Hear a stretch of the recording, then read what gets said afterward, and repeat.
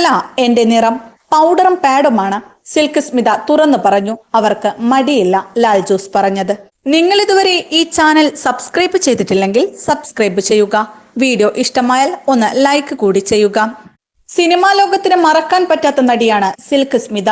ഒരു കാലത്തെ താരറാണിയായിരുന്ന സിൽക്ക് സ്മിതയുണ്ടാക്കിയ തരംഗം ചെറുതല്ല. സിനിമകളിൽ ആഘോഷിക്കപ്പെട്ടെങ്കിലും സിൽക്ക് സ്മിതയ്ക്ക് പൊതുസമൂഹത്തിൽ പലപ്പോഴും സ്വീകാര്യത ലഭിച്ചില്ല. മലയാളത്തിൽ നിരവധി സിനിമകളിൽ സിൽക്ക് സ്മിത അഭിനയിച്ചിട്ടുണ്ട്.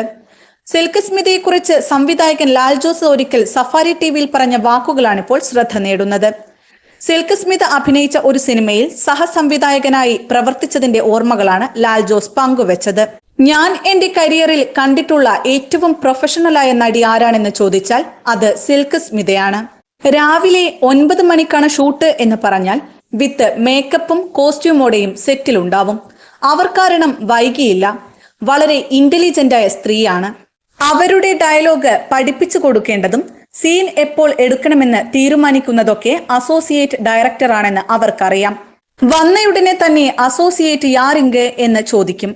നമ്മൾ ഉൾപ്പുളകത്തോടെ അവരുടെ മുന്നിൽ പോയി നിൽക്കും. പേരെന്താണെന്ന് ചോദിക്കും. ലാൽ, ഈ ശരീരം ഈ കളറേ അല്ല, ഞാൻ നന്നായി കറുത്തിട്ടാണ്, ഇതെല്ലാം പൗഡറും പാഡുമാണ്. ഈ കളറിലെത്താൻ 3 മണിക്കൂർ എടുക്കും. അതുകൊണ്ടാണ് എപ്പോഴാണ് ഷൂട്ടിംഗ് എന്ന് നേരത്തെ പറയണം. അതിന് 3 മണിക്കൂർ മുമ്പ് മേക്കപ്പ് തുടങ്ങണം. ഇവർക്കെപ്പോഴും ഇറക്കിയൊടുത്ത മുണ്ടും കയറ്റിക്കെട്ടുന്ന ബ്ലൗസും ഒക്കെ ആയിരിക്കും. മധ്യഭാഗം ഫുൾ ടൈം എക്സ്പോസ്ഡ് ആയിരിക്കും. അവിടെയൊക്കെ നന്നായി പൗഡർ ചെയ്യണം. പാൻകേക്ക് ഉപയോഗിക്കണം. മാത്രമല്ല, ഉപയോഗിക്കുന്ന പാൻകേക്ക് ചൂടത്തിരുന്നാൽ ഉരുകും, വിയർക്കാൻ പാടില്ല. അതുകൊണ്ടാണ് കൃത്യസമയം പറയണമെന്ന് ആവശ്യപ്പെടുന്നത്. അന്ന് കാരവാനും AC-യും ഇല്ല.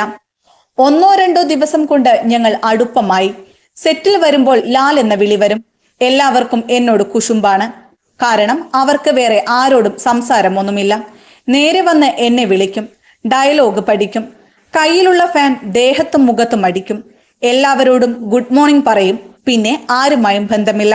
ഇത്രയും പ്രൊഫഷണലും ശാന്തവുമായ ആൾ വയലന്റ് ആയാൽ കുഴപ്പമാണെന്ന് മുൻപരിചയത്തിലൂടെ അറിയാവുന്ന ഞാൻ അവരുടെ കാര്യങ്ങളെല്ലാം കൃത്യമായി പ്ലാൻ ചെയ്തു. എന്നാൽ ഒരു ദിവസം സിൽക്ക് സ്മിതയോട് താൻ ദേഷ്യപ്പെട്ടിട്ടുണ്ടെന്ന് ലാൽ ജോസ് ഓർത്തു. അവർ താജിലാണ് അന്ന് താമസിക്കുന്നത്. ഷൂട്ടിംഗ് സമയം മാറ്റിയ വിവരം സ്മിതയെ അറിയിക്കാനായില്ല.